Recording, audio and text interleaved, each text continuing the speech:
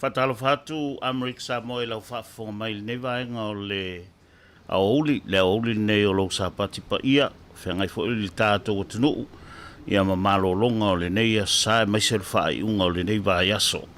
Lau tō ona nei tau pa u tau i ave toluono. Ia o lea ua alua tu sao whaasalaunga le tala le taui mai le no whanga tu tonu le nei o le Fast Studio i tuana i mato nei. Mai moli ele whaaftai tele le fionga i le taitai o le vaenga whaapwhai le Fast whaatutua i le tua Samoa o tasi. Le fionga i lauli le mali e toa le watea polata i vau Fossey Smith. Ia o mawhai o na whaavanoina le nei awala of so te inga.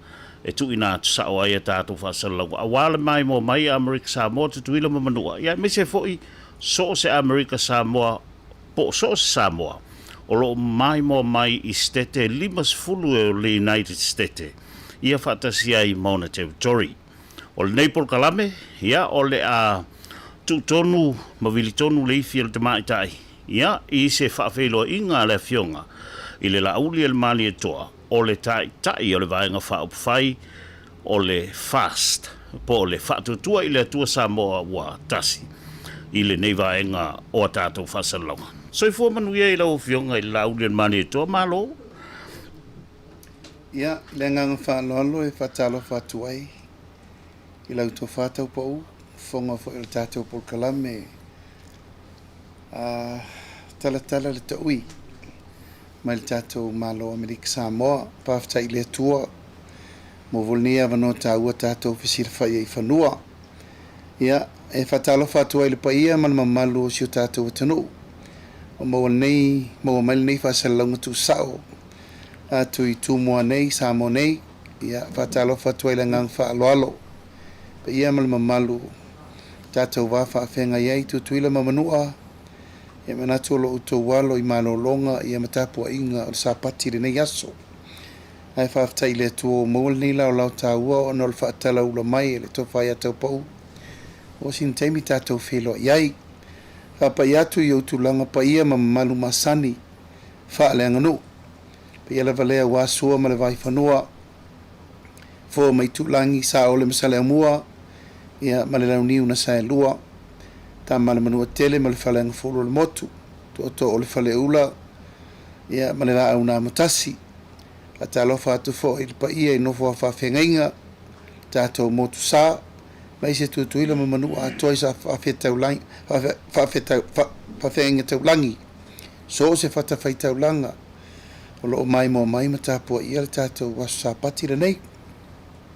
Patalo fatu fo le paia ma le mamalu maulunga o Samoa lo lalam papa au ia tunu mau ta faifia na langi mo mel nei fa salaunga fatalo fatu le ngang fa alo ia ua mato fatasi mali tia fo ifanua le taunu mai le fenga malanga to fa ia tau pa umala na wale si fa salau ia ona o fatu langana lava o talanoanga me fo lo tula mai nei temi so tatu tunu talo fatau pau Malor se fu manuia lo fionga i la uli el mali e toa.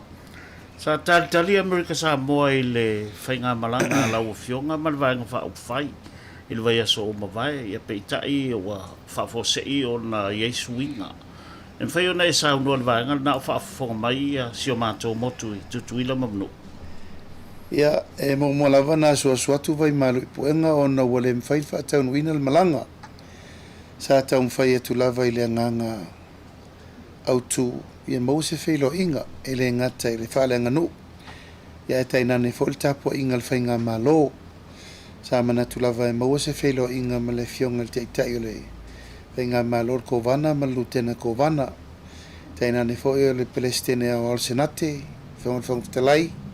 Sui malu umole mota o na ielo mato teletonunga ta ua le tato wheloa. Aulolo mai le whainga whiwhiringa sa moila na whainga whiwhiringa i masina le nei. Ai wale ma whaina whaatau nuina ia ono le whaala lava mai o tutua noa lema alo fia le wha mai pona idi.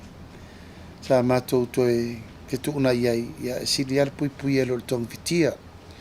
Mana tu foi ia o lero loma le whainga whiwhiringa se manu o lefto a mato toe foi mai whanua. Peitai ia sa manatu e sili lava le maui mele lei.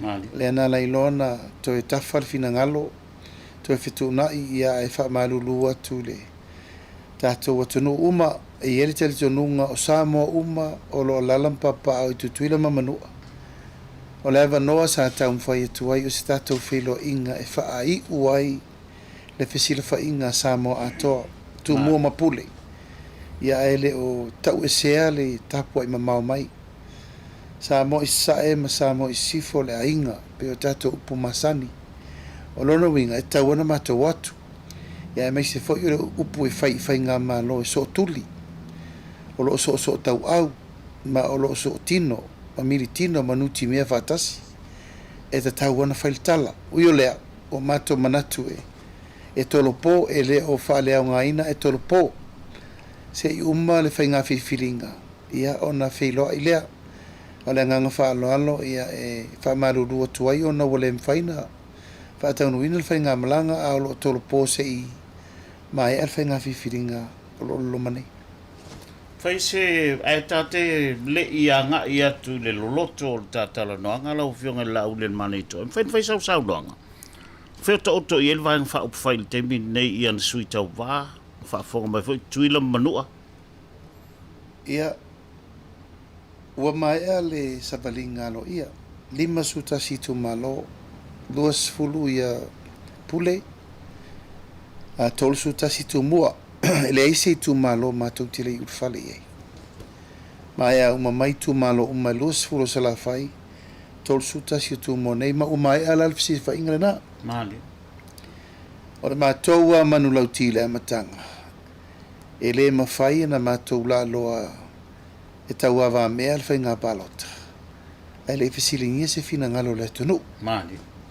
o uma na matou tapena matou i tulaga o ana vatau ma mea tapena e pei fo'u na tapena i le fa'amoemoeloa felusu tasi ae ona o mea ua tutupu ma fa'afitauli utula'i mai ma lu'i tau tauna fa'amatala i le atunuu Mali. ai sea me uftaunu o le vaega fa'aufai le mea le utupu le taimi lenei o la le si tapenaga ina iaua nei toe tupu o la le fa'amoemoe ola po la le fa'amaninogo mea ia e le o mautonu po fesa'o laga lea fo'i ou te tautalatu auia ma tula'i atu le mea o lo'i ai le vaega to'otele le to'alua sefulu le'i nei ia e pei o ese le lagono o latou o le ua o ese ma le vaega fa'aufai o i tuogoga la ia tauna mamalama Samoa a manino o le matou le vai Mali. ia ua to'a le tai o lo matou le talitonuga ma e le fa'amoemoe ola lena na manatu e tau ana savalia fa'afetai ai fa'amalo'i ai tapua'iga ma le tatalo laga i le'i faigofie le fa'aloalo na mai lua felusu tasi e lē faigofie ma e matou te manatu fo'i le tauna matou alo tamala pe talia fa'atumutumu 5 e tauna matou fo'i fanua e failetala e lē faia la i luga o televise ma o pega tapailagi Mali. e tatauna saufafai lelei fai le fesilafa'iga fa'afesaga'i fesili mai fesili atu fesili mai tali atu ina e manino o le matalawai o le mena la le sa fai 5 vai aso talu ai le sa matou fa'asopo ai le atunu atoa ua uma la ae toe pau a le mea lena le'i fa'ataunuina o le feiloiga ma tuatuila ma manua e lē la'itiiti ona o le matou maitau tulou lava o Amerika le malo tele lea e va'aia si o tatou motu i tutuila ma manua o le malo tele o le matou la maitau o le malo tele le 3 minute le tatou te vai Fafta. Mali. ai o lo'o alala ai le paia o Samoa e le ese Samoa i sae ese Samoa i sifo o le matou tuli mata'iga lana naunau ai fifiloa'i e le gata i le auō mai le talosaga a le Starkis e fia feloa'i na matua ia'u talia ma le agaga fa'aloalo ona ea e lē la'itiiti le tupe lea e sau i vai aso uma e lē la'itiiti le uta a le Lady Naomi lea e sau i vai aso uma Mali ela. e lē la'itiiti le auaunaga o lea fo'i matou te taumafai atu e soasoani atu e vatu nai tou mea mata ma i'a ma mea ia ae lē mafai ona matou fa'aitiitia le agaga i le tele o le tamao'aiga a Samoa i sifo le maua mai tutuila ma manua o le ala lena o le fio atu ona o lātou nei le whai mai le whai vole mea lea mai o lātou ia tauna lātou silfia e ta tau whaina mātou lo le tūlanga o ni o lātou mana onga e wha leo ele malo Samoa i se whainga malo fo mo le malo Amerika Samoa o le ula la nā lena mātou mana e su ui o lea ia o le lava i tātou talanoanga sa whaatino fo i tiftia o sola maso walu pa o le whanau na ta ingo le wha malosi al wha moe moenga le nā ai o le tūlanga wa iei le vanga wha uwhai ia o ta atia le angtonu uma le mātou lotu whapitoa le sto mai ia matatala i lo le filiali walu tangata i lona i tu malo fo i mātou i savai o le wa matana ngā solo sa whai mo savai ai ngā solo fo i tu moa i e whapaleni i lātou ma whatulanga i nei ia whatoa mātou tu e poto mai nei i le sarusu iwa le whewhira sfaleili a mai moia mai al palota ia no mai lo le amata le tonga lawa pinga fa mautu el me mo le tapenanga o le whainga malofo Mani, whaftai mo le whaftai lau fionga mo le tō whātatala i vaenga umai ana alwatu le fasili a o lesia o fasili e pe fōringa mai i lau whātala noanga le olo o whaanga solo e fōringa mai pe o le tu wai ia te o e le malepe o le fast o lo whaafonga tuila manua e whaina e sau noa i le vaenga lana ia tautala ma le whaaloalo le fo e mai mo le tunu o te lo fo e le o to e se me o lilo tau pa u Mani o benga te whailangi ma me umolo o whaasolo ia o lo ia i fo le tangata e tofu al tangata ia malano te le tununga a o me tu pito lava o te manatu e whaatepa ia i le mai mo ngā Samoa o fea le tutu wai le majority o le party Mani o la pawana o le meo te mana e whaatepa i le tunu o ai le wo e se malpati o ai lea e lango e le vahenga to o tele o le pati ia tautala mal whaaloalo langa e le i whaingo fie se mātou tau mwhainga ina wau whale Mani na lu i tau ina al vahenga whao whai mai le amatanga ina wau malpalot o no le malo lofo le tuanga ia malato pito ia walua i taulumang ia ua ulu mai ia i totonu ma le mele na o lea lai mate vesi e le teimiri nei a o le anganga lava ia ma le wha moe e le ise anganga e mate taunu ulu mele le teimiri nei o au lava ia na utapena e au lia ma le manu ia le wha i ungol nofo inga nei sei uma le wha lolo Samoa na mai lima tausanga Mani e le lai titi tere ru i tau tere wa fi tau tere wa i pupo ngā u matou sa vavali le mau wha masino au le taunu uma wa se e va al fatu tu ile tu sa motasi na mato amata mai lufu lima sa to tasi lufu ono lufu lima uma mai fam sinonga tor su lu lufu lima uma is fam sinonga tor lima it's so bad o ina la sisi lai Mani na tau lau ol fam mo ai ua mato to e mau ese la ia ono tulanga wa mata ona le o nga tusa mea na whaata atia i whainga wha mai al vanga wha whai. Ia manisi fwoi mana tu o la tau ino ese. O la tau la ia wo ese. O la tau wa fina ngalo. Ina ua u fiu a tau mwhai atu e wha mau popo. I lo tu langa wha te te whono. Ia ma lo tu langa wha sui te tai. Ea mai tala no. Se le ia se a ingai re misa. Le ia se a ingai re vevesi. Mani A o lo tele tonunga. Tātou fo ala mea. Ai wa vele mea lea no wa fia i tua inga i whaamsinonga ma le mele wa i lumo le whaamsinonga. Pe oi nā ua tau whao ngā i resi vaenga sur lima le. La tau teo mai e take over party na i lo le lau tele o le vaenga whao whai. Ai ei ni suinga te tele ma siwina o ngonga e whai. E whono le vaenga whao whai. E le whono na o se vaenga. E whono le vaenga whao whai. O le vaenga to o tele la le na whono. Ma wala au i la tau e fia i mana fionga te mai tei pane mia ma nisi o minista e o mai mau te tala no o fia wala au e leo mai ia a mai lo man mata upu leo o mo le ia ulfa msino e pe wha la mua mai le mele na e tau au ina e eu e se ia ia e o mai lo la tau e o mai tau ape ai a mai to tono le vanga wha ufai e lo le fina ngalo na majority o le vanga wha ufai o mai tala no mwha malmalama le mata upu Ia ono le mata upo la welungo le famsinonga ai te le ase me te fitau tala i. E le se me fau ia te au le lu itau lo soifua. Tulanga tau famsinonga. Sa fai fo ia te au te mio i le chapipi. O la le tali no fai le tunu. Sa moa e mama ui me umanei. I claim my innocent. La le tali na mai. Sau le o te manu malo. Umal famsinonga o mo me tau private business. Awanga I waloke leo leo mala Attorney General. It's become a government case. Lale me noi. E sau foi. O te manu malo. O lale me la ai fu ole malo. I le case ma o matangata fai pisinisi. I le poloketi alo tu malo. Le fo lauto e tupu mai I le mele. O lo ua ngai I le tūlanga. I le lefa mari e ina su e ngana fai. E la lima tau sanga o sa iri tangata. Alo tangata o lo ua inga. Ai mai se ai. O la tua ia I ma. O la ala me la fai nofo nofo. E tau no tu la I fai se fo. Me fa fi tauli. No wai e maini. Leo mai fa fa pe ua siringa I nei. E peita. E leo fa sanga me leo rulo lau ia te. Lea la e u te afiel te mle nei. E leo loto teresa u tala langa lau ai lungo le famsinonga le mata upu. But. O le tau no unga le na.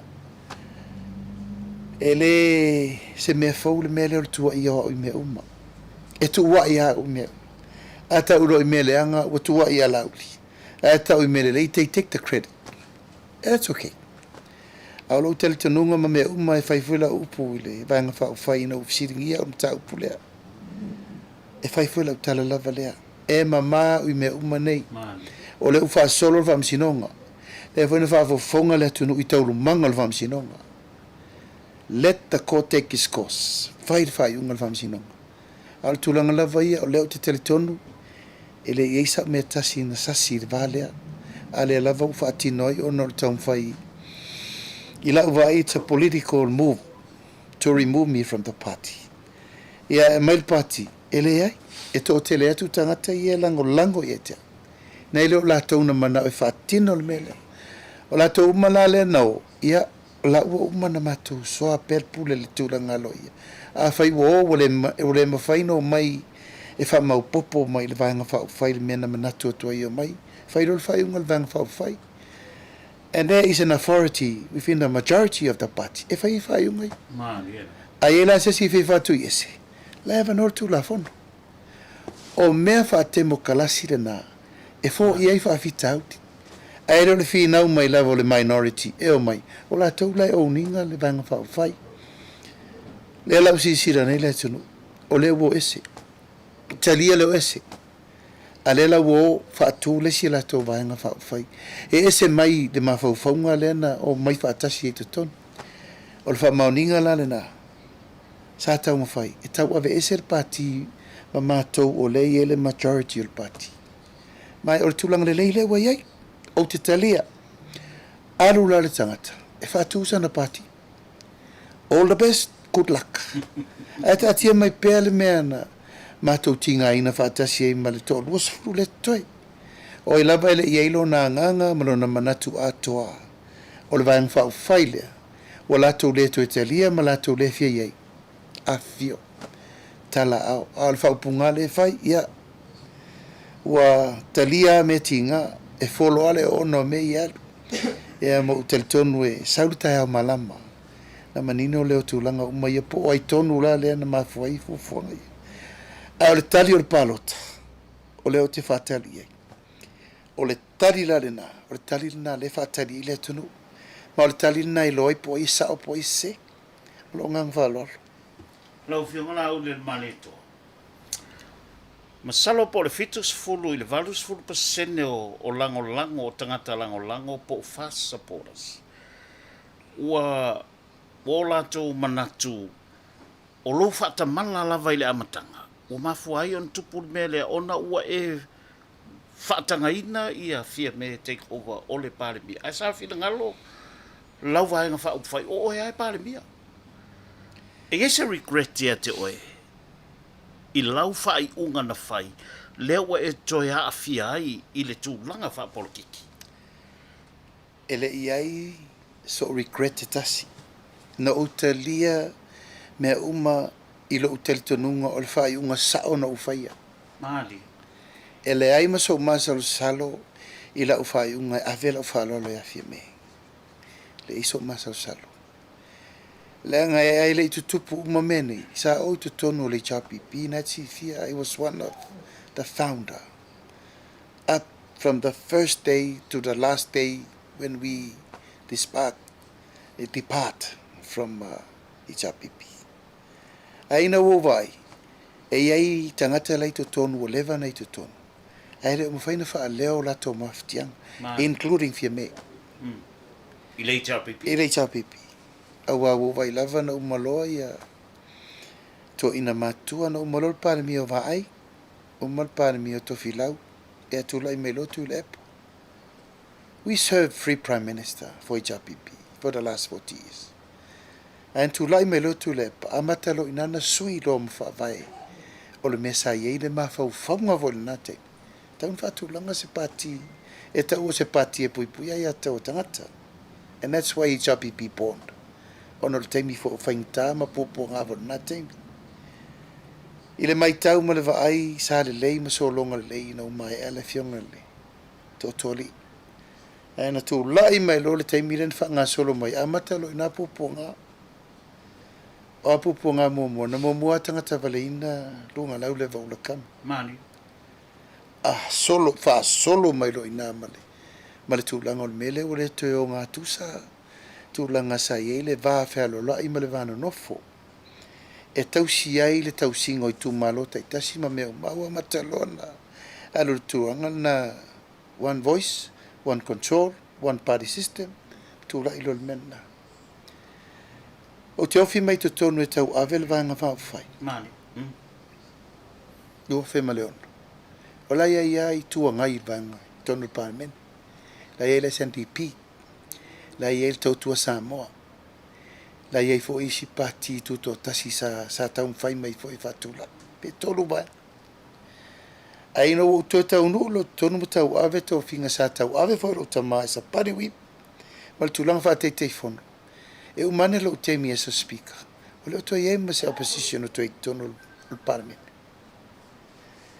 That was the job e tau ave le malusi ang. Ina ia tasi le tunu ul pati wo mana fili ye. Ma. A le taimi ana take over I lol mele o lolo ina. Wa esela alfa mo le leina ye. Tasi le tunu io mai fai fa tasi le tunu.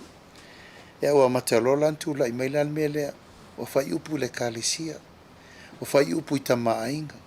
O lau lau vale i tangata anu le no foi vafo. O fai upu ana i le tunu ma me umana e te sirfi upu e le fai no fai tu. So that was the beginning. That was the beginning of the conflicts. Le vamaletu, especially la. O au leito ton, wa matana tweet ese. Mali. Wa matarona focus mele point. Mo matowi o leva na tonu, including mafia me. Wa taulona fai me e mai na leu fou. Tuila Epa loves to bring the newcomers because they know nothing about the history. Do you know why? Because they know nothing about the history of the party. So that they all just gonna go and follow. Follow him, not the party structure and the party policy and all that. Pui pui, ayata tau, atangata samo. Lala te mimi. So if you fear to ila epa mai tonu tangata whainta tai whai a mata. Le winga na lau tala. O ina, na motua I mai ele mele au, tula I mele fisiri le te sao no mele te mimi. Ia, malfa mo lava ia o le fatula I o se pati fau o se mele lei mo le atunu. Al fa mo ia o le tula I o le lo ua vea o le faalo alo ia fia me. E le iai ma so masal salo e tasi. Ona, to o ia le tangata sa fai ma ua inga o mato I tonu le I chapipi asisila. Pa le mia tuila ia tofi lau. Pa le mia tofi lau. Sui pa le mia tuila epa. Take over to the EPA 1999-2000. Pale mia to the EPA. Sui pale mia Misafoni. Did Misafoni make it? No. Pale mia to the EPA. Sui pale mia Fontoy. Did Fontoy make it? No. Pale mia to the EPA. Sui pale mia Fiame. Did Fiame make it? No. I knew it from there. e le ai masesi e sao i lunga. No one else. Lai whalonga mai fontua le matara na whai. Do you know the reason why? I know the reason why. Ol mana o alto ina e nofo i peia. He never dedicate The authority. the authority. He never wants to pass the ball, and for him to believe there's always a better man, a trusted person, a transition man that pass on. Ele ko maur malosi. Ele ai se si tufa maunga. Ai a lofa le tunu.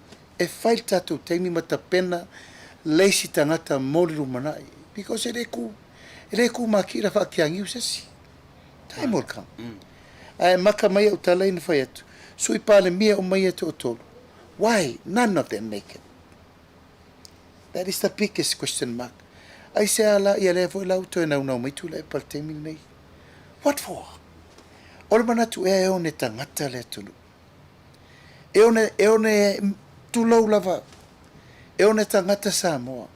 La lai fena na una upea e mana o pe tau ave matoi tu le mai. E le lava le teimi. Tu lava noa. Tu lava noa initia le tunu. That's why I came out and decided, because what ulolele, it will never change. Lena lai lono mai develop le fast fatu ole pointinga la fie me tau pa umo lau sau nonga ele ye so doubt it fa lo na fai ona uti loa e fetau i le moia ole toi tangata toi ole alo le sa vea mapale mia mo sa mo ona ngafa fo e papai i tamainga e malemela le o se urua i tamaita o mava faunga na fatu i lo loto na le me fai mei Ma vel fa lo ya fie. yo ai ina watu tupu meia o inala no loilo ia talo fai wa ese upu matala na fai le amatanga ia wa matana fa longo ili uleo sale masani na ile amatanga le fongol fa mo fa longo ileo ese matanga ta ese matanga ta leo talane ana wo mo so umma a uso mainga mo so bal ia le lan tupu nei fa mo le wa ile fa pela wo fa tul termine I regret na lo fa malu lu la va ile tunu o lo tali tunu I gave her the chance Mani. a fai fo isa ta wa ver termine fina ngalo le tunu ina wa lu luti mai fa mai la uli sa ta tauna fa tu le ai e ile termine le tua a lesa wa ver le va no e tu wai for her to perform mata wa ve salida o le ala mele tu la imel termine o le la ta wai lana ta inga ai ua mama uma le mele fa pe mai na ala na walu uma fai mene lo fi pa mia tau pa it was never in my mind and that was never my focus to become a prime minister. Are you willing to become a prime minister now? I'm waiting for the decision from the nation. O te le fai atu le te mine o te tautala i mena o te fia le ai. O le whaatonunga lo tu malo. Aua o te tautua fia matai. That's the first reason. Nā lai o na o tu lai. Whali tūlanga le mo fia me. A lela ua tupu mali whaafi taudi.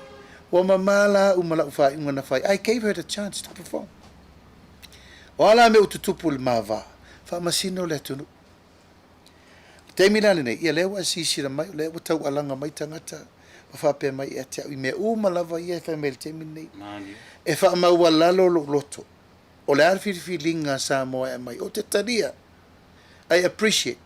O le whesiri fo le tūla i mele te minei. Po wa usauni. I lo loto maua lalo. I'm ready. O usauni. Po le alawa le fina ngalo sa moa e mai se tofinga. O te taita ia le tunu. O te tatalo le li. O wa usauni. Now, Ulian Maniatoa, you mentioned earlier you serve under 3 prime ministers. Ola ofisini. Sa ofisini ngia fo ile fiunga sa fa pito ofisini lava le tasi. O lua le asa i lalo o pale bia nei tolu. E au fia e male fiunga i atu ila epa. Na iei ni mea o ngana e a o ina mai pena e po e maua mai. Ile teimi sa o lua tautua i mwhia me i lalo nei pare mi e tō. Ai mai se fo si o tua. O lau tautua ia wa ai ma tofi lau was behind my parents. Langa o matua o le au whaavaena o le HRPP. Mai lo tama titi e tau lunga ino sau mai lalo le amatanga o le vanga whai le amatana ina o mea whaingtama mea umana ui mai ei. Le whaingo fia fwoi le whainga malo. No take over. Yes, I've learned a lot, especially from my parents. O tangata e olo i te tonu o whai o malo, e le auto e tea so lato le lei. Whai uma mea mo le tunu. Wha maupoponga, fisosoani, tali le tunu, o le mea e le lei ia pia, e le lei sala whai. Upuna le o te taofi. Upuna le o te taofi mau. Upuna tofi lau. Ma le mea fo lena whaile te o toli ia vai. Waulu tino o matou a inga. Waulu tino ngafa i le ngate le polokiki e ka leisia ma a inga. O whenua fo i fo i whana. Ona lea, o le lo loto le nau wha maupopo. Al tūlanga lava ia i le wha tūlangana ma le mea uma. E le i titi ngā luenga na whai mai te miramtanga. E le HRPP, I admit that. Ai na tau no umai lo ina wa umatofi lau ma vai sui atolo ina man mea. Sau lo man mea la le sau temi nei. Na, wa fele lei lunga tato ai tala. Wa amatan tato wo le tapasao le mea whai kako wo se ia. Amata lona sui le ngangana. O e wha longo i ato fi lau. Ma va ai pe ati peit matupua le parliament. O e wha longo i upu matala le temina. Mo fasanga inga ata ngata yele to fama e o yo onga upu ai te le langona se tinga Madi. o le mau sa moa tau pa u e pala maa e le pala tala e siri atu lo tinga i fa mtalanga na le o le masai o lo tino Madi. o le masai o lo tino en faina hior ma to su im po ia a o lo manu ai fa mtalanga te alu mo le tunga ma le mafau la le sa tu la ye le tele nto fa fonga tu upu matala le parlemene e sa le upu la tu la e pa faiso ele mi dia fa upu e ese ale le mi dia fa upu ese le mafau fa ma le upu le mi dia fa upu fai tono a inga e lata feso ta inga e uma e to fa nganga lo mai u fa manga lo tu Tamamat sinamat fa. yo e a o upula ia lafo le vau Samoa. Whaetete. Whaetete lango Samoa le amamala. E le mawhai ona e tu la ima e lafo se upu. E whati ngai le pa i o ai ngai fio Samoa. Whare upolo e fio le tulu. E le mawhai. Alala le mele utato wo one le teimine. Tu langa tonu a le wa e. A le o onga ia mautu i la uwa ai ma la utitilo i oi. Na ua o ina mele le ima le teimio tofi lau ma va ai al temi anu pop in ma tu te sawa ma ilo to ma and he instruct me to go back to the village if I were nga luenga wanga singasi and that's why I get into politics again o la tu lo de ton ilo fa na no te inga o le sa fili o mato e tau avel vanga fa o fai na mo i india tu o mato om to filau ma va ai sui o mal transformation la ta telu te minni la fa fonga mai la tu la fa fonga mai loyal HRPP supporters the founders these are the people who ka kiki mai fa fo ai o mai lo la au fo to low level au fo le o mai ton ya o mai lo la to te le lo le fainga ta la matanga le mea la to te le lo starts mai le ai o se metasi ya se metasi ale no mai al termine feo ai le ngol platform o fenga malo Man. yo i tulanga la vaia ya o uma mea o meta una me la matanga o fuanga o langa fa porkiki al tulanga la vaia el termine nei ya wa OT site hotel ese langa ise mele le o tuena mele anga mele to ele o mai e to nga mele le to por termine nei you know Man. ete no foto I assassinate oi ete no foto i de lau o oi o le sui o le vanga fa fai ala palu me tua ete afiai destroy you and then you gone politically you gone naturally but you gone forever e leva penal me ta tauna ye O le mesa tauna i eita ita i le lumanai, e tauna lato whawhai lele, e tupulanga fau leo mai e lato mai tutul me, to e pio lesi platform, mo le lumanai. Ia la me le whai temini, e le se mere lei. E o mai o i upu le ma fau fau, mo upu matanga i e la fo le tunu. Wa fele va mwhai fea un whai tunu. Wa si le text le na pisai fo. Ta si na mena ma fo, el mato besi o lwesi. Fa fele me le tofio sale ula. O e to suia, o e to e fuale tunu, o to to fiele tunu. Ma le mea la le ngangana. O a upu e la fo sto ino tupua. Era la wale ngau ron fai ngā malo. A ngalo e atu lepa. E alo ese tupua na se lau di mas furu miliona la itala. Wal te mini. E umatu mate atu i tonu, tasi te simare 2 piliona. Lan me leu to ye ina umatu atu i tonu. To e fitu se lau miliona. O le fua la le na, e va i ele mea ma le me leu o i ele. Tu lango le pulenga ma me umo le wai te mini. So, o te teletonu o a mea o le fa savali ai ele atu o le savalinga le te mini. It's all meant to happen. All part of the journey. O le lava e fa savali tātou ele atua mai le mea ma le taun unga ina ia taun u. I se si tupulanga le lei. Wai le fai mo mātou. This is my 20th year. O te le fa pefo o te nau o te retire. No. I will never be. E umalolo temi o lese o lolo ua o seki lo tu malo. Seki le tunu, seki me uma al pasta po. O lolo fa vai le o fai ne le fast. Na le lua lava terms o pan mia. Lua terms. Te inga, se mei las fa te inga i lau fionga. A fa pe uma neil palota nei, filifili le, ma fulisia le vai fa au fai. E fa manueina o e ma e tula i mal pare mia. E 4 terms. O la wai lalo matu whainga whawai. Lua terms. Fa vai al fast. Ioi, o mana. Lon winga nga na o se fulu tau sanga i whaida e Ama whai, ole aia inga na nā tau pau. E awa i uma ia sui wha o liori mai tu malo i le apa whai lea. I le apa whai lea wa umana whatatia. E iai tangata e siri atu ia tato. There's always a better man. Awana i tato underestimatinga le tunu ule ngā solo mai. A ole tiutia la mātou leo na mua moi te tonu. O ole tupulanga lunu tolu. I'm the 3rd generation. Well, tell me mata afa ya fie me ya mātou. We are the 3rd generation. So the 4th generation needs to be bred well.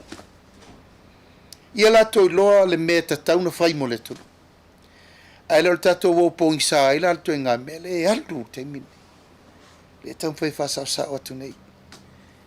Ave ese el porkiki ele lea. Ave ese el porkiki tau la malama. Ave ese el porkiki leanga. Tato mai oai whiri mai le tu malo. Tato mai whai le tunu i le lei. Whaawasenga le tupe whai me manui ai le tunu. Ala me leanga i me. O leanga i mai e tau. What have I done wrong?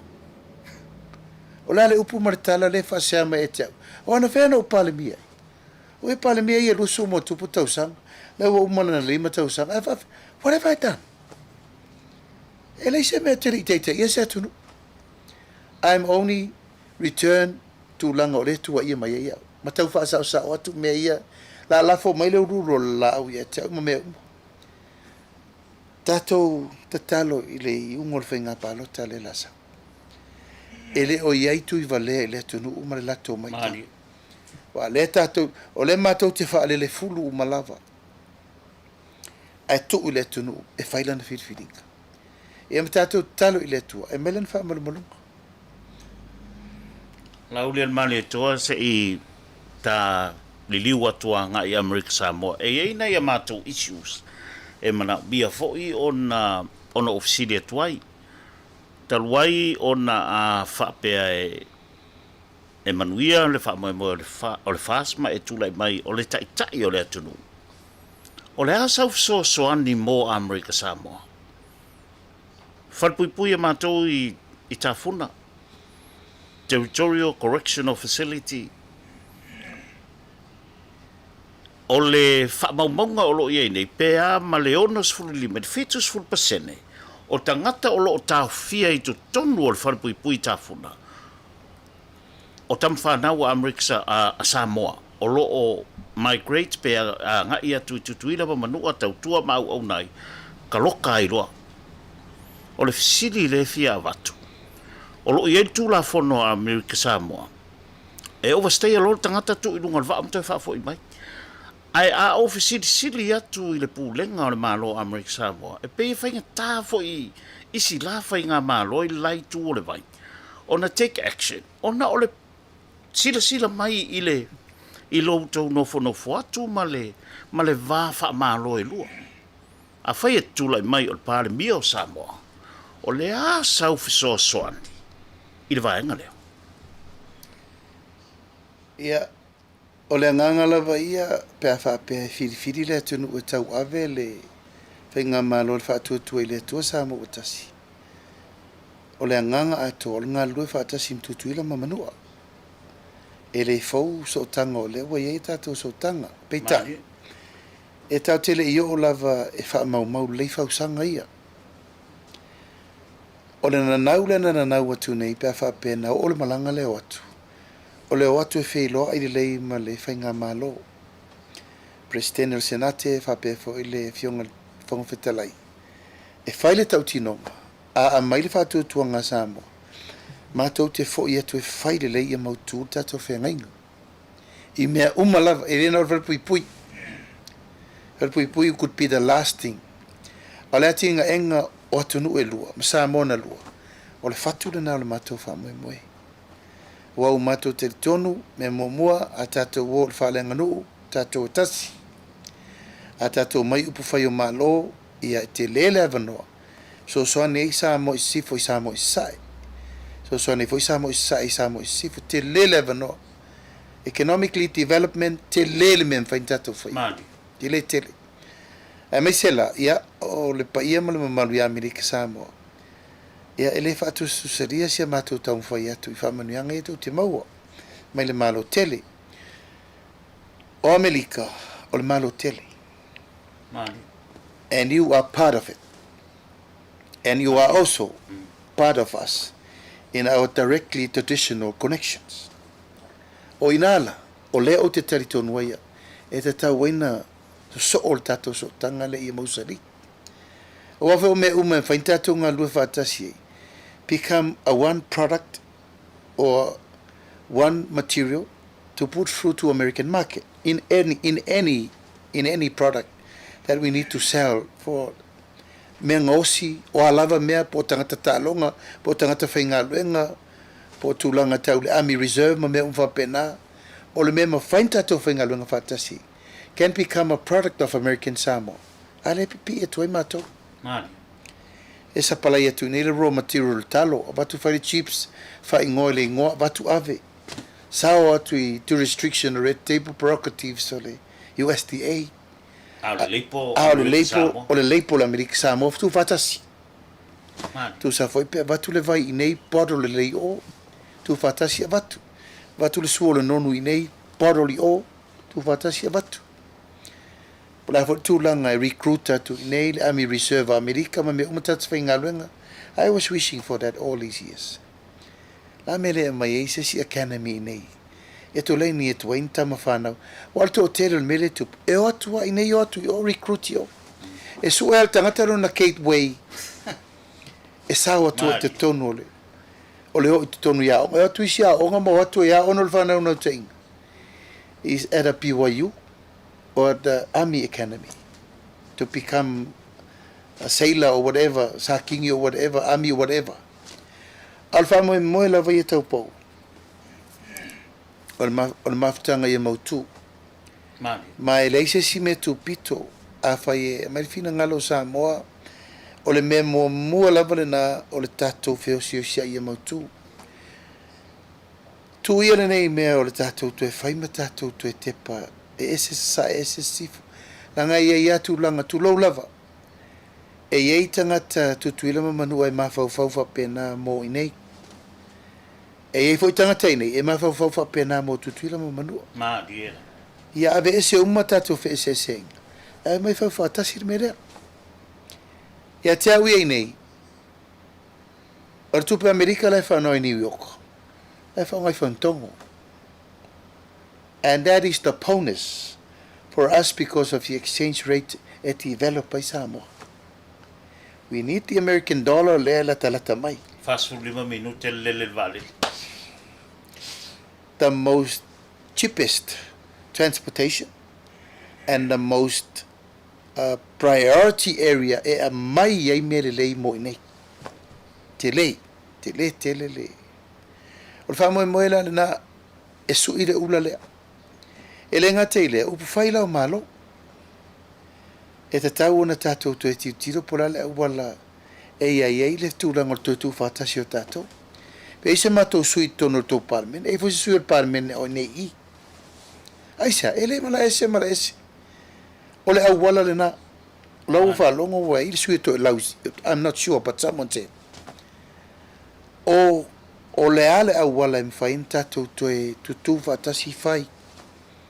Ina ia maua le fsota inga I le au wala siri na le lei. E le ngata ina tina e le lei le tunu, o le atinga ena o le tātou tausinga pe o tātou tūmanga nu umasani. E pe o le melea tūlau lava, ia. Lau whaatu tātou konsula ma me umai o. That's not enough. We should need more. Brale si au wala e tue wha mau popo a tiri ai. Ma tua wha mau tū a tiri ai. E o mele soere I whawase officer le. Mani. O le taimi e tū la I ele fast. Na o tō si sila le me whaatino ele. Mo Amerika sa. Ioe. O mana mai. O mana mai whanua. Ai lei masa me o whaia. La e li si el taxi stand. Le si au hamo lai. Ai vai. Wata tauna whaini me mautu. Mani. A o tūna I tangata I whenga luenga stakis. Whaini whale rente lisi. O I whai lisi langa. E whaina la tō whawhita uri ma ingala no no whai. Ma mea ta avili I se tupe mo. E o te rola la e lisi solo I a whatai o. Awa le vana taun wha mautu. E uma leo langa le nei. O mato lotu o tuama le vae. Vatu tō mea anu. E uma vo leo langa le nei. O tō mamoria mai le tele o mea lofa mo tātou nei. E le e te au le tali o le exchange o le money transfer. But it's a lot. So, Mani. o lala le si me taun tātou whai. Wha mautu lo. E le lana mafuai na e le whaingo whiwho le veno whanua na watu nei mo taitau me sina. Yeah. E te tauna aveni me le lei. Lan me tu oe. Ai le whaini me le lei le vao atunu e lua. Al mātou nā tau tinonga. A mātou tau I maaumwha manuia le tunu. O le a mātou whaia le si so o tanga siri atu. Ona mautu. Samoa ma Samoa ma Amerika Samoa. Ia le ngata na upu. A ia whaatino loa. Lan me tu e tau whiawhiri nei mea o visas ma mea. Tatala leo atu, tatala leo mai. Whasa o loto tātou Ia po afo ini mea mana mea me whaaleanga nuu tātou tuto tasi ma mea. La me tu oi. Tātou whawhau tasi. E se vai laile lei o kou am kua o kia mako. Kirikiki. Lai ko kirikiki Samoa am kua I o kia mako. Because why? O le tu e mawale so tanga whaaleanga nuu. Sa tātou masani mai. Sa wheo tātou matu. Le sina ofisiri o le tau tutulu atu lau fio. A whai e tūla I mai le fast wa leo mātou vai. O pala solo fautasi e whao solo I tono le atunu. O ye se fuafuanga e toi revive le traditional fautasi race I te tono Samoa. Ai mai se al teimi o le teimi lea o le te wila ma fuafuanga wapena ma fua. Ua umana whaile tau tinonga ia Samoa a tūlai mai le whātua I le tu Samoa o tasi. Toi whawhoi al tūtua o tasi me sa iai. Tōru aso celebration. Toi whai uma wha ngā tamalitai. Ma mea uma. Kulula, vaalo, papao, whautasi. Mea uma, e toi whai uma mena. Wasisira le standard le wo I oto. You are upgrading. You are o tausi I tia le tatou whautasi Samoa. You are contemporary. Wo si tia le tūlanga o whautasi alo le tunu. Ele ngata o tau From spuni. the traditional level I le mele wa ye nei le high tech. To se e mana no fo. E tau si sira amako. Yo le fisi al foi. Mau alone fo lau papa. Still there.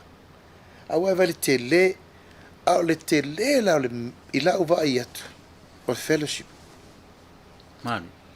tua I felo fani uma taimi o tu unga ma me uma ma le me e fo ele nga tau ba ala lava tu maud fel fani ngai tono no mai tu malo a mato tau I ma au te fa moi moi to e vala udia to ava atu tu ile mai e no mai pele o tu e fai tu nga va tek ai ui mako e fai mako vala o papai se kau fa ferolo I kupi lango le fa ko e redevelop ia na tau o le fai pa ia pau va fai pa ia nei na le senga ula senga va pauna a nisi tu atu o la le mela o ile nu e fai le investment I va a kasir ku ungol kausa there should be preliminary races throughout the year fa tu langa pe tolu ni tu unga le lei e fai sisinga fu a fai te wila fai sia so tu pulanga o whatever ina ia maintain nela tu langa me va fangot e mele sime sa le se tu penata ia le fai polo ke timirion 2 million now 2 million Ama aia. 10 million in 5 years Ma fai rola fa fai focus. focus ai fai la tu langa per tu nga me vele no mai tonga fa pongsata to e tu ia pai mal tu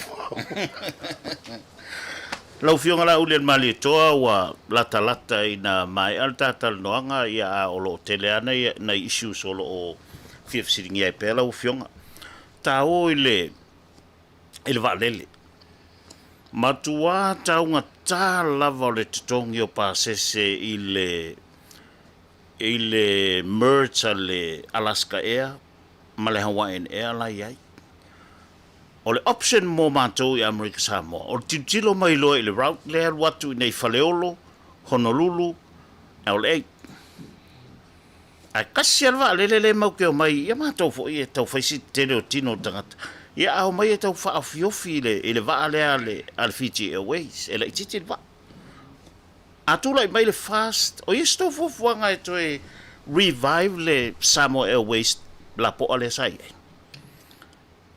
e le la titi le fufuanga leu ta pena ia mai taun ta pena le lei o company va le se atina e fengo firan fatinonga Mani? ai tauna fatino le lei ni wala le lei fatula le lei ua matou filifili fatulanga le tolu se lau miliona ile no fo inga nei e fatulanga I valele we believe taimi nei le woman tau tongi ai talafu na matou mai o iai le la fai so we are considering it to whaawau e toi whaawau uma lava ma roots o le woman vata tia uma e vale roots e tau ai Amerika woman fai mai o le tūlanga le nā leu whata tia ina ia aua ne I toi eise tūlanga e toi eise whawhitau di whela wa inga le teimi nei mai we already committed e wala le tatou valem tu tuila wa tauna uma teimi o nei tui no atas wa taun tatou vai nisi va le siri atu le la popoa ia ma whawhilanga le whatua uma mai nei fo ina wha le mai ai o le tūlanga le nā atu le mai wa uma tā pena te le lava awala na tāpena ina ia ua nei tu lai mele le ngau le foi sa auto sisila mai ia sa ei company tele mai fafontu sa o me vale le mai fafontu sa mai nei and that was one of the program e pa anga I company te tele wan mene le tu mfaina to e final malo we need to put a lot of shares not only private sectors people that can be able to be part of the shareholding. Aula tunu wato. Mani. Polen filter fatita. Lima se lau wafe sa mo lai fafu. Tai lima se lau tala altamata. Lu se lau lima full biliona. Irtausa. If we commit to everyone pays $500. Sisile lima tausanga wafia. Wa over mal for validity. But that's for investment for the plane. It's called Leto Fatulanga Tau, the National Fund. E invest mai so se sa mo ya tunu ifaf. E te sa invest po wa email malo e te fi investi ai. EPC, o le vai, o le valele, o le keipo, telefoni, technology. La vai awala tele awala le matu te tala no le tupe fau le e tau na fai. Because we can't keep on delaying I tato taxes ma tato duty. E le ma fai e amo tangata. Man. A le vale, o le sile na prime earning le tunu, ono tourisi, it's a clean concept. Now le mai tangata ta fam ta ile mto yo. Ba wal mea al fa mautu le tata facility, fa le lei fal teri malo, fa le lei ta fanga awa o le tangata tausinga, hospitality standard, customer services. Mea uma ia se lau pasene. La fa ua ofa le se lau miliona. Lusur miliona le tausanga, fa le lei umai facility, ti na e tourism, o le whakakawa maka. Beach valleys, la vaenga lea not to the upstandard 5-star, 4 stars. Atato whamamala mai tuli. Don't expect you come and live in a 6-star hotel here. Come and experience our life. Samoan life, live in a faleo with your teinamu and the sandy beaches and the thunders of the waves. Kangurunguru mai eke oi. Stay with us, live with us. E ese voi lau vai the outside world. Our Western world hasn't been exposed yet. So mai tiro mavai ai ole tulanga lava i le vale le yes, we will commit. We will commit. 300 million. Leo fa senga i 5,000 ta pena company vale. Famal modelo fionga lau le maleto sa e loto lotoi i le toila langa ina o le fono vo i le sa fa ingo ina i le taimi o le HRPP o le two Samoa talks tu lai mai lo le fast sui lo le ingoa le wa yei taimi nei o le atoa Samoa i nā whiutanga inga uma sa iei ma le whato whala inga o le a Invest America Samoa e whaise mātou pāpovi i nei America i poru masawai o lau su enga ua umaua sa o le original plan a lau fionga mai la tau sa whai masui o America Samoa e talano ina le melea o sa sina sei e mawhai ona e whamatala whasavali le mai moa America Samoa whamatala sa o apo le alimentupu O le amatanga o le Samoa Talk. O lewa aveia uma minister whatoanga mwhenga whaiva. Mani. O ina le amatanga o le whatalanonga uma meni na whai. Ai le i whaia se ngai ngoinga tasi. Na u ofa i nai i le fionga asolia. La amatal tatu o whenga ngai wafa amtanga luenga. La watu tō ma moe lima. La watu tō pove lima. Ma watu tō whaisua e onu se lau fitu se lau. E amatal tatu o whenga ngai. A watu ina e priri na, po lasa tau sisila. Tato ngā lua, let's start a long-term plan. That's how I start. O ina na whau, ele ma whau ngā ina woma, ele malanga ta amilo le ato Samoa. Leno mai ni, matolo mato ta amilo isa vai. O ila na vai, ele ko wana manato uma, ile tele o ele o wha ngā ina i nei. Al te mia nau whaso. Ele sasina. Iyo e. Wai e peo si o tu malo, o lo iei le tala na le tala i o lo lisi matou e lele i fafo. E lua matou lisi te tele. Ma e tele fo i tupe lo tu malo e ma wai tausanga umu. We are leasing the land e leo whaongaina. Asau no mai la le e so ngā soria. E nau ona o tau i o. E sea mawani ele i o. Na wha pēla iti ele mai langa ele o mawhaina wha atina e perbele e tele ele vele piliti mo matou i nei. Na whai le tonu o le a whaise atina e tu whaatasi. E tala noanga preliminary talk. E me lola ia o la amata se tala noanga ina u whaalongo mai solia. O le la ualu e mai ia leu tapovi me Australia. E me lola ia e ala pa e whinangana mali e tato wo whaatasi. Whatu leise meo iei. Le la ualu i Australia sa iri maingi povi mo le breeding a mātou nei. Langa ua a tolsu tausanga e reko e mai se si new breed. Wa tele na to e integrate ma to povi ma to wa avivilu ela male to put tele tino man. So we were planning to have a project moto melo ta povi mai fafo Mari. Ena fatal no lola ia fa melo la io so dio le atom foi a matale va tu povi ni e va tu a matele tina fa pe manu ai fa yele la tina ele na mata fatal no lola ia fa pe o tu fa le ato o mai e vai po fese me ava no mo matou nu isasin a mai lo te fatara no ngari nu fa ye inga masani peita Fai ele lisi America Samoa. io e fa ile lisi lunga wa ele fa inta fi se si o le foi la u ye lisi ele ta fia ono ele pule isasina I le tafia. Au tala noanga lai na amata. Ono le mafaufaunga. E ta tau o na iese me tu whātasia malo e lua. Mali. Malo e lua. E le se mea ta una o Amerika Samoa. O malo e lua. E whelangolango ma i eile malo Samoa. Ma le malo Amerika Samoa. O le whanau ta inga la hau ma le mātou mtanga luenga ma mātou nei. Ia whaatanga le whasipovia Samoa. O na tau urufale tutuira maluato e Amerika. E le mawhai na whaile melna. Pe a whai e tau te leo mai tātou whai whaatasia la tina ele la tau whai whai. Ina ia pasi le USDA. Yes. O le mafua anga le nana tala noa, whaatala noa loa. E whaturola ia sori. Aru lau e ta pena lau pito la au lau pito. Leo le au ta pena au i nei. O le ta penanga la au i nei. O le matu toyo toyo tapue uma whatulanga pā iei oi tongtonginga. I lalo lava o le tanga luenga o whatu anga mwhai ngā whaiva. A ta pena ua uma. No mailo le matu o whatasi matue. Mailo ka povi whatasi. E mai mai o. No mailo le whaile breeding. Le breeding e tu whatasi mai povi e la mai. O na ngā ruelolo le teime wa vai ei povi e ave Amerika Samoa. Pa povi e tu umo Samoa la vai. Na leilona mana na ilme na. O le a whai whatasi le tina e povi. Whai whatasi. E le ese la povi Amerika Samoa. Ese la povi mo. O Samoa. O ia tau si whatas. Io e. E tau si whatasi. A wafa o le mawhauwhaunga. A whasi la le povi a Amerika Samoa e avatu. E avatu I lalo por kalame lava le tasi. A ua uia tuai ma povi a Samoa I lalo. Pi ia tuai ma povi a Samoa. O le wha moe e maile official I USDA e avatu I nei. O le wha moe ina ia whaatanga a ano manufasi e avatu I nei. Mo Amerika Samoa. Mo o atua I Hawaii ma avatu I atunu o le langi pe amanawi. Le lana fio lava solia langa lensa mai tau de le atu. Na alu solia su engia nga donas.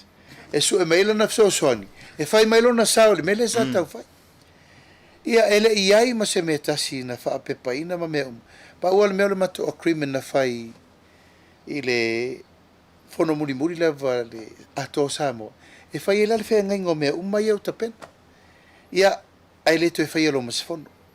Umai lo marfai ngā malo tutuira ma manua. Lela ta atia I whapea.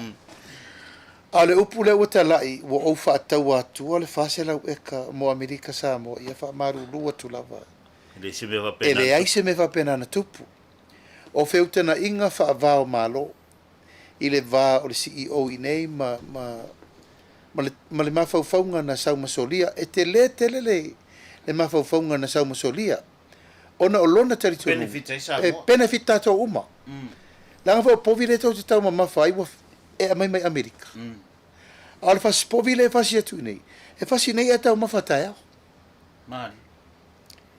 O le mawhau, ai le ngata le povi. O mato tiro le moa, le tapena le mato fa le motele. O le mamoe. Ia mai ma le povi ma le manu a ma fasi la. Ai wo vai tu, se wa ese ale me wo koso ile me aso. Ia o lo fa anga mori po atu lava. O u em faino fa sa o mato nei. Langa o porkiki na le alu nei ma fa me walu fa tau fa se la eka. Ele ai se fa se la eka e fa tau. O le atina e fai fa tasi na tu e fai. E mai le sao Amerika Samoa, vatu le sao Samoa, tofu tangata malan contribution ai tonu mele. A le memori muri. O le whaasau ina o mea avei fafa. Tau ma mafa Amerika Samoa. Ai manui atu e ma le atunu atoa. O whalongo lao le ia ia matou povi matou mamoe nei. O whana nau la matou povi matou mamoe. Langa fo I nena waru ese o whatonu warsi o e momori atu me I o. O le lava lau te le iloa po la le tonu na o whatulo le ia seu seu. A whai ele I mawhaina whataunu uri mele o le transfer ki o. Mo foi va ai ia. Le o rua tolu tau sang. O kaum kua Equal Times Freedom. A fai sua. Ele no tau si. Tupu tau sanga rente. Ngo waluaku lava implement a vatu lau whenga wenga. A le fishery. I lalo tau so tainga ma le sunga ia tau tasi ati sori ai. Lai malama tau tasi. A na tu mana mia nisi fai sua ti la pia me uma were opened. Alfa mo mo mena tau pou. Se al mafutanga. Mani. E amulingi fai ngā pāpovi. A le mafutanga. Amulingi kupe mawai. ai ua faise whaaloalo sa moe a maka e ka ko ba whaaloalo ua mako fo ia kua povi mama moe mai ma kuranga o faisua ia le ua kea ua esere ua koso e whaale angangole o le mawhawhanga leina whai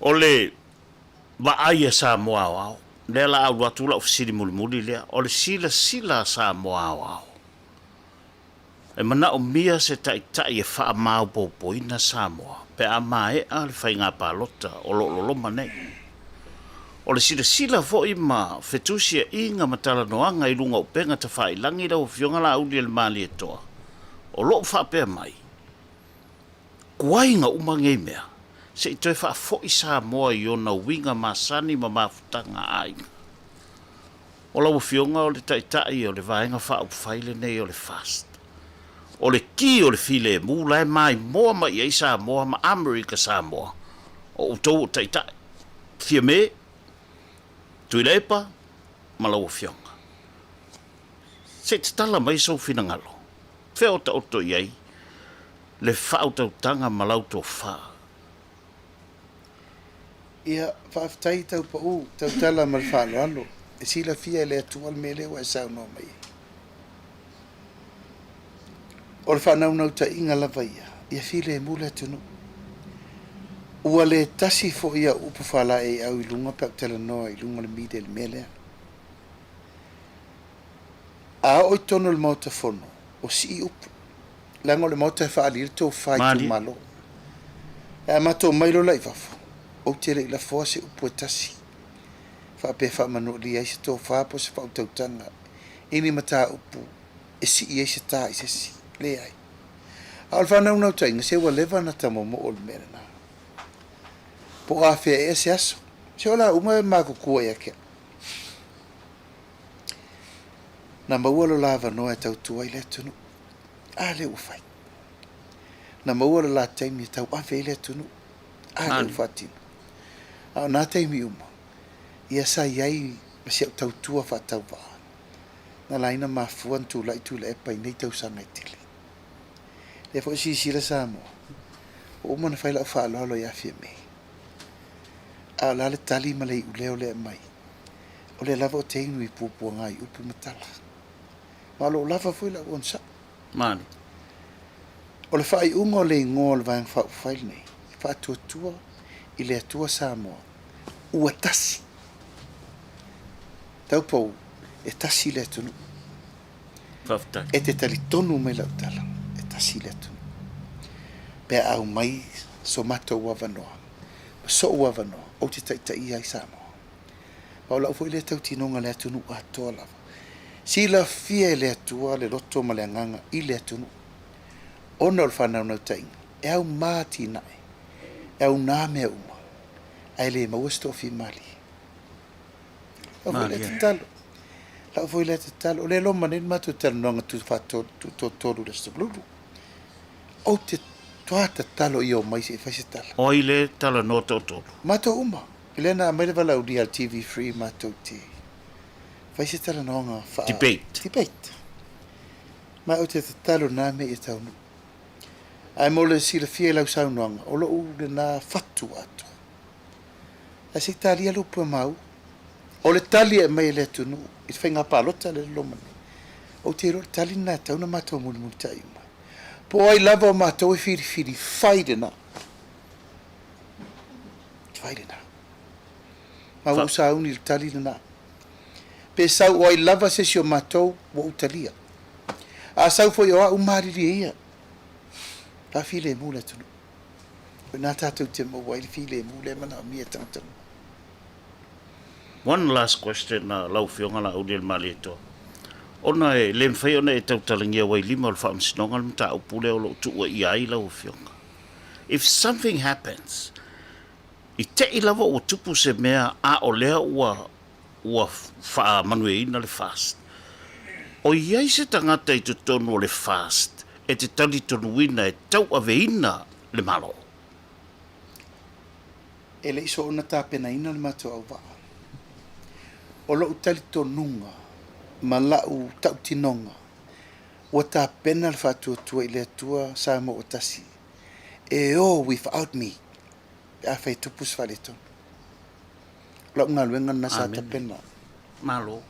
o la u leta utinonga lo ia la to na mato e se fatasi mai de minister level lo foi la to sa minister lang lang mato ne na fi na wol bang pa pai ele o tu wa ya tama and I'm prepared o lo na tel to numa ele fa pene te na te sili fi to political move ale o te tel ton ele fa tanga ine le tu ni me va le fa petu Amen.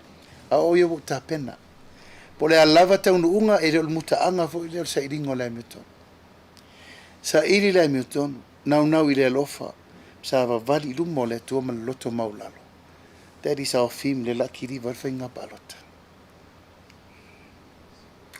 Lava no ilo fionga whaatai tele molo ua wanoa, mai se o tala ta ui, lava no ilo sau noanga whaai.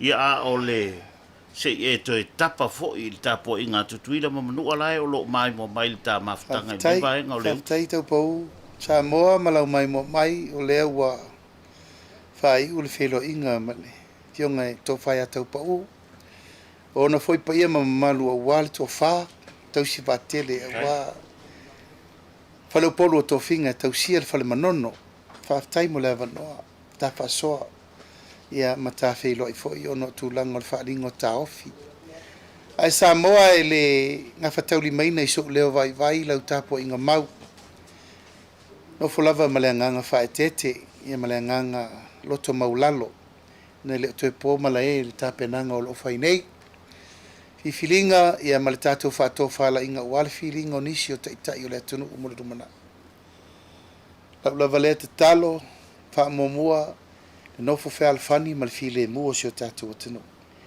e lei se si mea o isili le anga o le polo inga masani le na ma le polo inga sili le tātou li whaola tātou mauna no fo fal fani o foi ta inga mata pena nga uma o lo ta pena ia il fa nga filinga sa moa pa ia wa inga mala tu tama mo la tu inga le usonga tu mo mapule tu au mala tu wa inga le tai mal va fonti no fo va fa fenga ia i mala fenga lo nga to tofi le tua e na le fo i tu langa u fai o malo tātou no no manu tātou tui ma fi tātou tiu fa matala o wase manui o Samoa nei male no manai al te talo lava ia fai malu o tatou faiva Samoa le ainga le mala ese nei tatou lava faiva alo filima fai salauta ia tonu pe tai ia manino le mato le vai ma ia to pe tai lau fa sausaunga tatou walo fia ta pena le fainga palota a wase tali e mai se tatou tunu e mai se fainga filinga